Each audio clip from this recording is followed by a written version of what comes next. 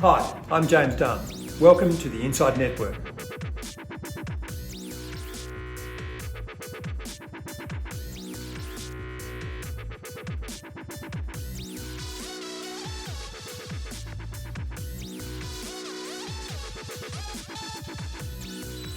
Welcome to INDepth, where I'm speaking to Matt Christ, Portfolio Manager, Fixed Income at Global Active Investment Manager 91. Welcome, Matt. Great to be here. Thanks for having me. A pleasure to have you here.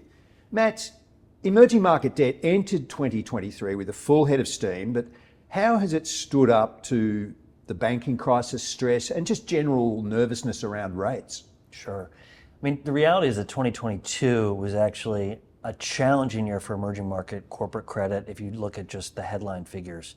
So the default rate in emerging market corporate credit was almost 10%, which is really abnormal for the asset class.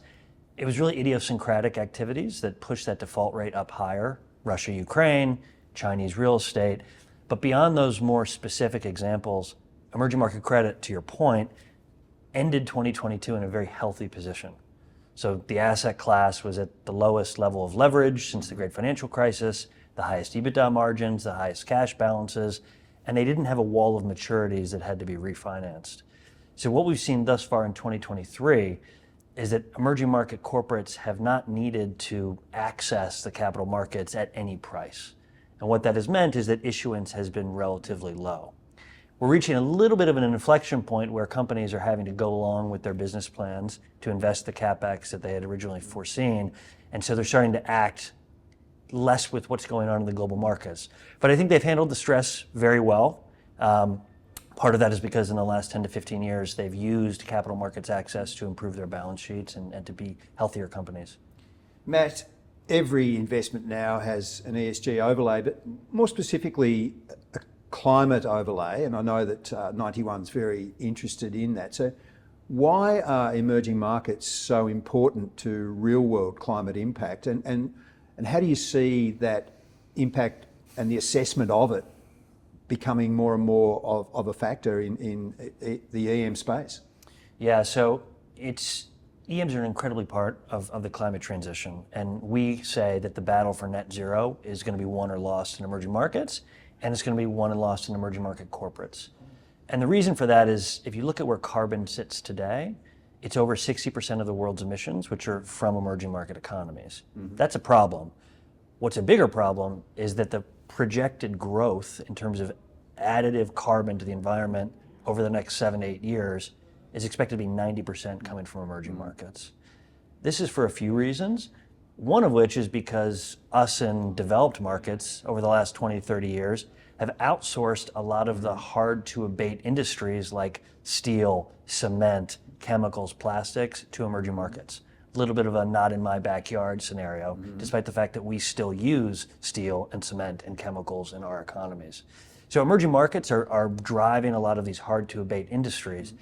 And so when you think about actually having real world change, where emissions growth is going to come from, engaging with emerging market companies, which, by the way, are indicating or are giving a really high ability and willingness to decarbonize, providing them with the financing solutions to lower their carbon pathway is really important for solving the world's net zero challenge. So how do investors who are really interested in climate and transition aspects to their investments, both risk and opportunity, how do they avoid becoming exposed inadvertently to greenwashing or even transition washing? Yeah, I think the short answer is the answer that people don't want to hear, but it just requires a lot of work.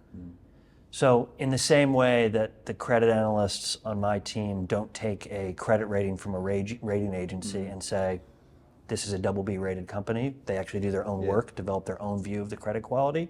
We do the same thing when we do our carbon underwriting. So something could be labeled a green bond, but in the reality, we're going to do our own understanding of their transition plan, of their carbon footprint. Have they financed the plan appropriately? Is it realistic? Are the plans aggressive enough? Is it aligned with a science-based pathway for the sector and the country in which the company is operating? And we put all that together, and really I think that's the only way to really isolate yourself from greenwashing or transition washing. I also think that type of an analysis is a great way to unlock value in the space as well. in that you're going where you're looking for climate investments that are outside of the easy. The easy is just to buy green bonds, but when you go further afield, you can capture more economic value.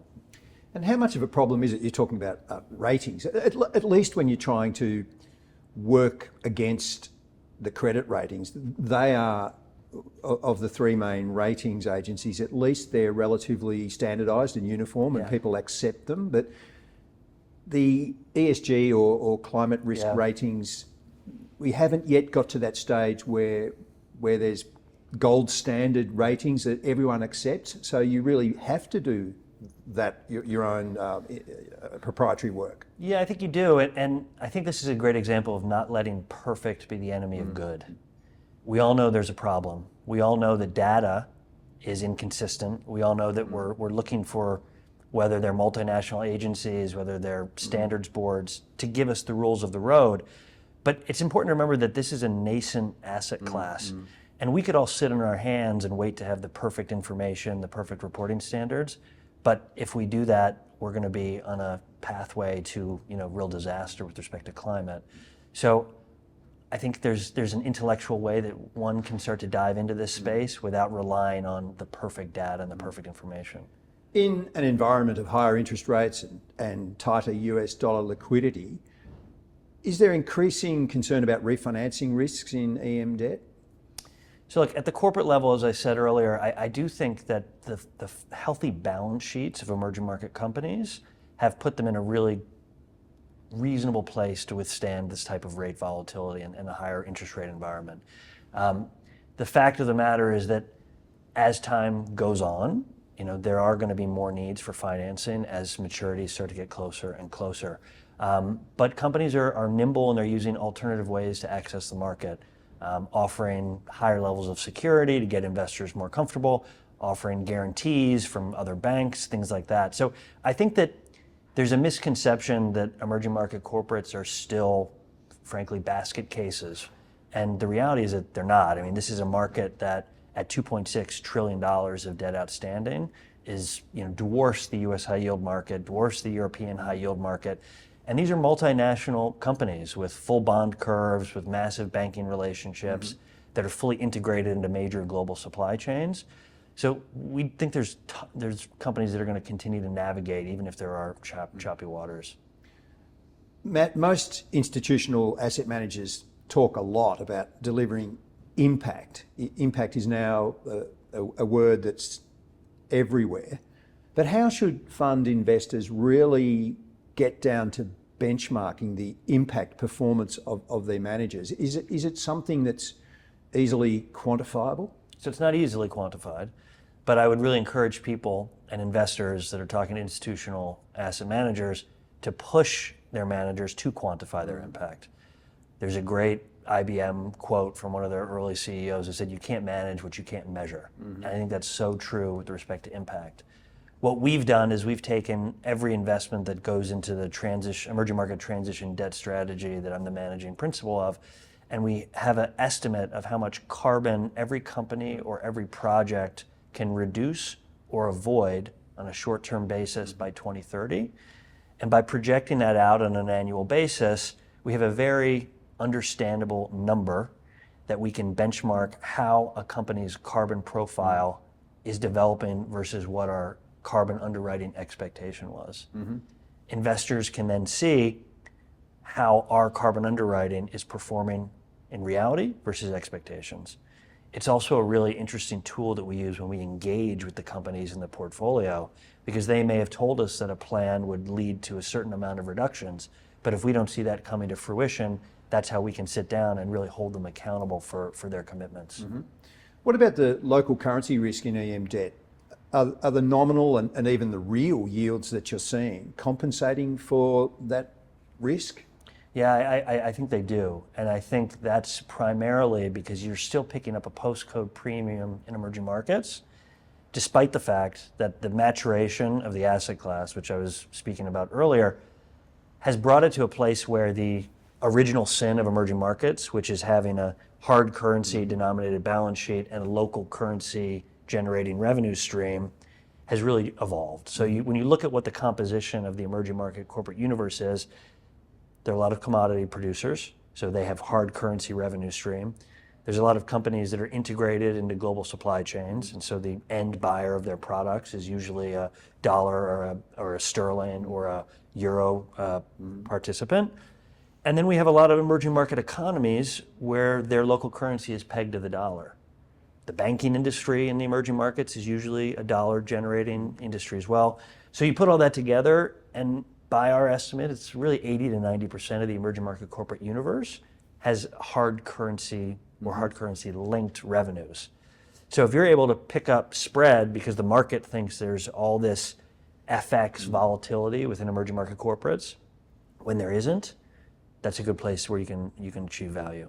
What's your favourite EM right now? And I'm not just talking about how nice they are to visit and what the nightlife might be and the food and the lifestyle, but just the most exciting in terms of both the climate-related metrics and the bond metrics. So I think India is super interesting, and it's an interesting example of one where, as countries make their nationally determined contributions to reduce their carbon emissions to 2050, India is behind the curve at the sovereign level. So their targets are out to 2070, so they're too far. But we have a lot of Indian companies that are not sitting on their hands. They're rather trying to take a leadership role in transitioning the energy that is developed in India and finding new solutions for decarbonization across the 5 critical sectors, which are power, industry, agriculture, transportation, and buildings. And what I also think is interesting about India is the last 12 to 18 months have really changed a lot of the geopolitical landscape with everything that's happened with Russia and Ukraine. And countries that are net energy importers have had to think really aggressively about how they're going to decrease their reliance on energy from more complicated parts of the world. India is investing heavily, Indian private companies are investing heavily in green hydrogen. And many of them think that from their investments alone, they can single-handedly transform India from a net energy importer to an energy exporter.